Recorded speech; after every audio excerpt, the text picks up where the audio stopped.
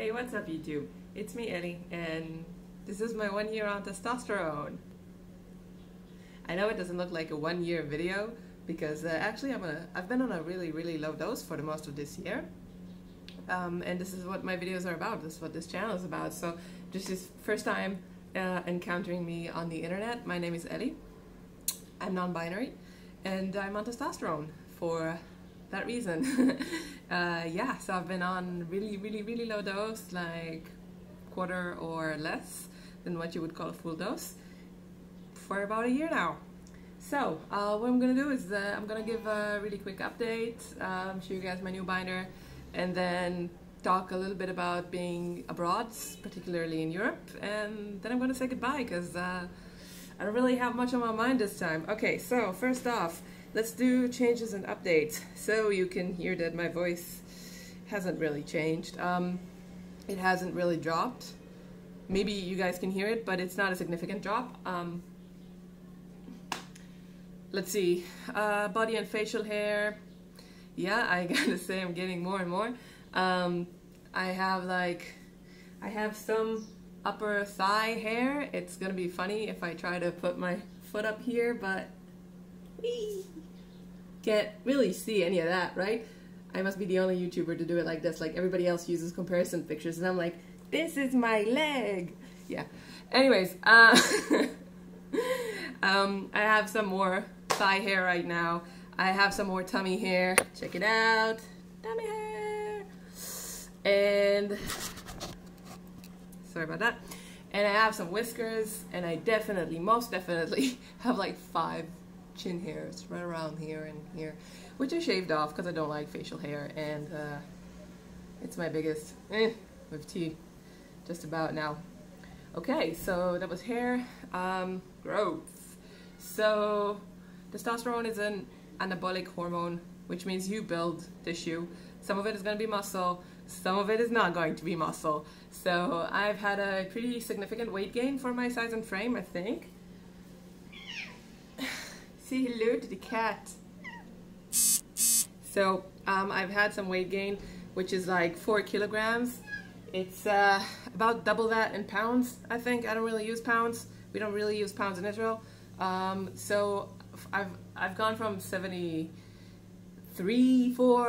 kilograms to about 78, which is a lot for me. And I gotta say, it isn't just the appetite. I'm not having the best nutritional time of my life. And I hope to get that under control, hopefully soon.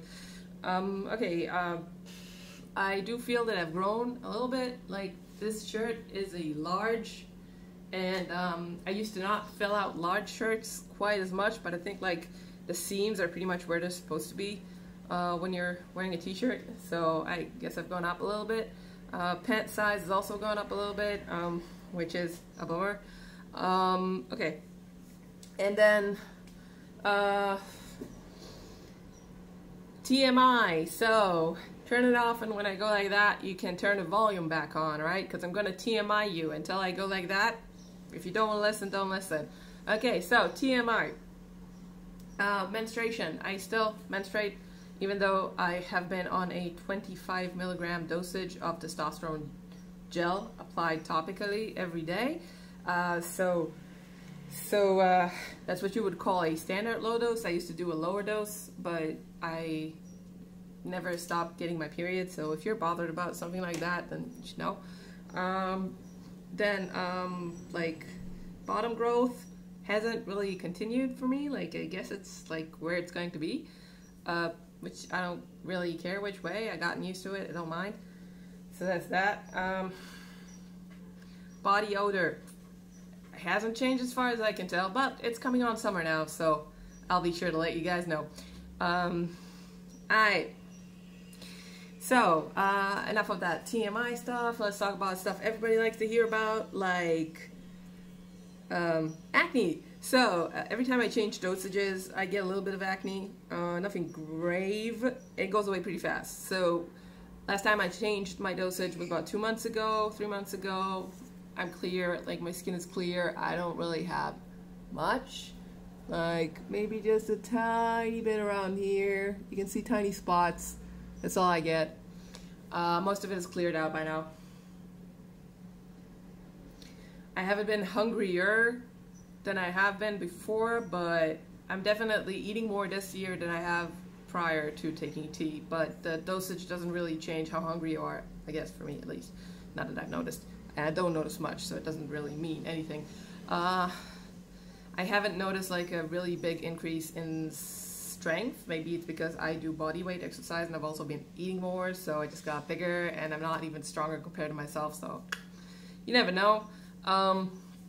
Stamina has really improved for me, but I've started playing basketball and doing Kung Fu seriously this year, so maybe it has something to do with that and not just the magic drug tea. So that's that. I think I do have more energy now than I used to have last year. I'm pretty sure that. And I definitely sleep a lot more than I used to. So if I don't sleep like 9 hours, I don't wake up energetic. So that's something that maybe you want to consider if you have a tight schedule and you can't sleep extra. You're going to be really lethargic the whole time. So, yeah, so we did that. That's about all I can think of. If you guys have any particular questions, please go ahead and ask me. You want to do a voice comparison? Why is the measure of love loss? I'm not going to get the books now. I'm going to do it next time because I don't feel there's been a real change. Okay, so why is the measure of love lost? That's like my voice change comparison thingy. Okay, I'm going to take my shirt off now. Woohoo! So, this is what I do on my channel. I take my shirt off. Alright, so this is my... Whoa! Funny that. Okay, so this is my new binder. It's from Underworks. You can see that it binds very well. You can see all the way to my little tummy how flat my chest is with this on. You've probably seen me like wearing a top that's not a binder, so you know that I have the titties, you know, I have, yeah, so I'm wearing this binder. It's not really effective for Israel because it's really hot and I'm probably not going to wear it too much in the summer. These are my arms right now, you know, and this is my back. And I kind of want to show my hips as well because I know that I care about that, so probably everybody else cares about that too because I'm the center of the world. These are my hips, you know, this is my proportions. I don't know if they've changed or not. Ta-da!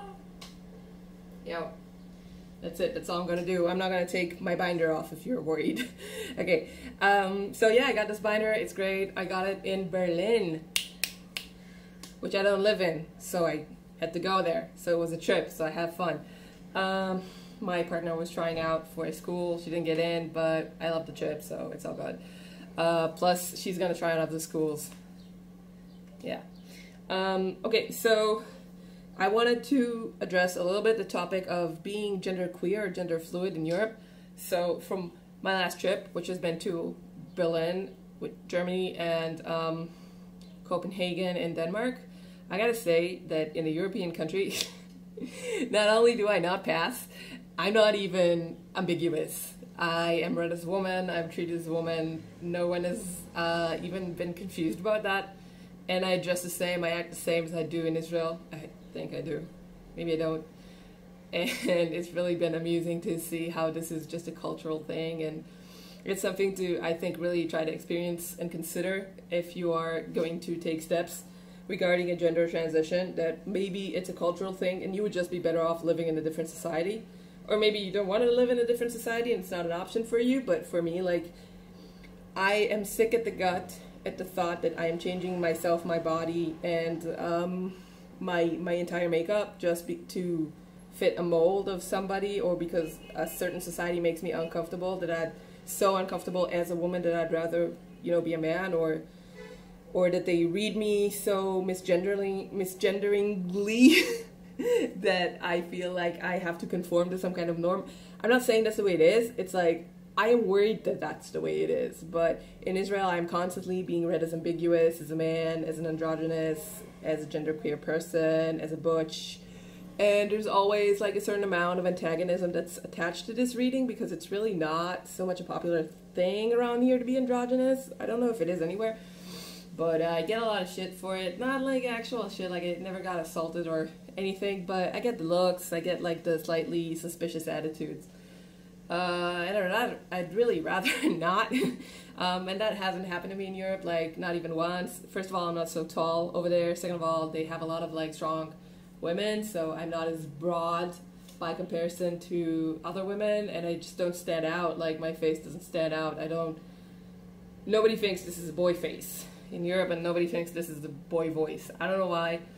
I guess it's a cultural norm thing. I guess it's like a population variance kind of thing. And since I am Eastern European by heritage, you know, genetically speaking, so it makes sense that I would just assimilate in that kind of crowd.